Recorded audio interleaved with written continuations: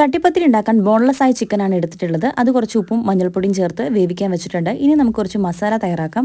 ഒരു പാൻ ചൂടാകുമ്പോഴത്തേക്ക് അതിനകത്തേക്ക് കുറച്ച് പെരുംജീരകവും അരിഞ്ഞു വെച്ചിരിക്കുന്ന സവാളയും വെളുത്തുള്ളി ഇഞ്ചിയും നന്നായിട്ടിട്ട് വഴറ്റിയെടുക്കുക. അതൊരു ഗോൾഡൻ കളർ ആകുമ്പോഴത്തേക്കും മുളക് പൊടി, മല്ലിപ്പൊടി, ചിക്കൻ മസാല, മഞ്ഞൾപ്പൊടി ഇത്രയിട്ട് നന്നായിട്ടൊന്ന് വഴറ്റിയെടുക്കുക.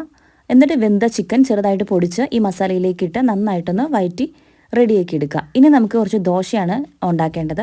അപ്പോൾ അതിനുവേണ്ടി ഒരു ബൗളിലേക്ക് ഒരു കോഴിമുട്ടയും ആവശ്യത്തിന് മൈദയും ഉപ്പും ചേർത്ത് ഒരു ബാറ്റർ തയ്യാറാക്കി നമുക്ക് കുറച്ച് ദോശ ചുട്ടെടുക്കാം. ഒരു 5-8 ദോശ ഇങ്ങനെ കിട്ടിയിട്ടുണ്ട്. ഇനി നമുക്ക് ഇത് മുക്കി പൊരിക്കാനുള്ളൊരു ബാറ്റർ കൂടി റെഡിയാക്കണം. അതിനുവേണ്ടി ബൗളിലേക്ക് ഒരു കോഴിമുട്ടയും ഒരു 2 ടീസ്പൂൺ മൈദയും കൂടെ ചേർത്ത് അല്പം വെള്ളം കൂടെ ചേർത്ത് നല്ല ലൂസായിട്ടുള്ള ഒരു ബാറ്റർ തയ്യാറാക്കി. ഇനി നമുക്ക് ഒരു നോൺ സ്റ്റിക്ക് പാനിലേക്ക് കുറച്ച് ഓയിൽ തടവിയിട്ട് ഈ ഉണ്ടാക്കി വെച്ചിരിക്കുന്ന ദോശകൾ ഈ ബാറ്ററിൽ മുക്കി ഈ പാനിലേക്ക് അടുക്കി വെച്ച് ഇതിൽ ഓരോ ലെയറായിട്ട് നമ്മൾ നേരത്തെ തയ്യാറാക്കി വെച്ചിരിക്കുന്ന ചിക്കൻ്റെ മസാല ഇട്ട് കൊടുത്ത് ഫില്ല് ചെയ്യണം.